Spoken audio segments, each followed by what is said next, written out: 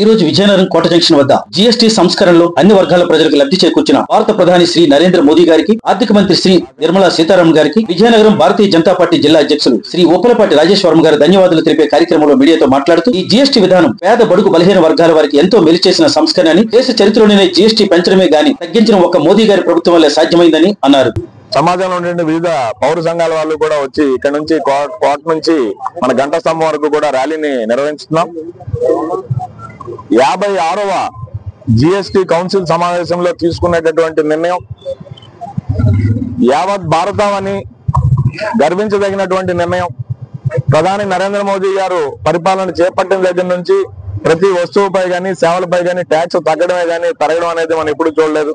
అయితే ఈసారి జిఎస్టిని కొన్ని వస్తువులపై అయితే పూర్తిగా మన పేద బడుగు బలహీన వర్గాలు ఉపయోగించేటటువంటి నిత్యావసర వస్తువులపై ట్యాక్స్ ను పూర్తిగా సున్నా చేయడం జరిగింది.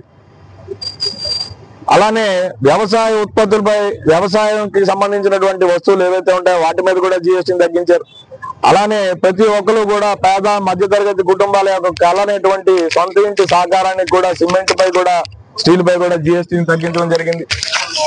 అలానే యువతకు ఎంతో ఉపయోగపడేటటువంటి ఉద్యోగం చేయాలంటే ఈరోజు ప్రతి ఒక్కరికి కూడా బైక్ లేనిదే ఉద్యోగం చేయలేనటువంటి పరిస్థితి. అటువంటి బైక్ మీద కూడా 28% నుంచి 18% జిఎస్టీని తగ్గించడం జరిగింది.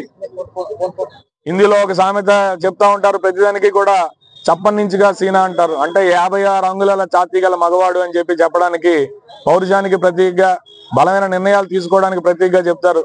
ఈసారి యాదృచ్ఛికం ఆ 56వ జిఎస్టీ కౌన్సిల్ సమావేశంలోనే మన నరేంద్ర మోదీ గారు ఇటువంటి సాహసోపేతమైనటువంటి నిర్ణయాన్ని తీసుకోవడం, నిర్మలా సీతారామన్ గారు ఎంతో కష్టించి, ఎంతో శ్రమించి, అహర్నిశలు కష్టపడుతూ మన ఆర్థిక రంగాన్ని సరైన గాడిలో నడుపుతా వస్తూ ఉన్నారు. దీనివల్లే మనకి ఇంతటి ఘనమైన నిర్ణయాన్ని తీసుకోవడం జరిగింది. దీనివలన ఎంతో మంది పేద ప్రజలు, సమాజంలో ప్రతి వర్గం వారికి కూడా ఈరోజు ఉపయోగపడేటటువంటి పరిస్థితి. అయితే మనందరం కూడా రానున్న రోజుల్లో మన దేశీయ ఉత్పత్తుల్ని కొని, మన దేశీయ వాణిజ్య రంగాలను కానీ, మన దేశీయమైనటువంటి పరిశ్రమలను కానీ ప్రోత్సహించాల్సిన అవసరం ఉంది.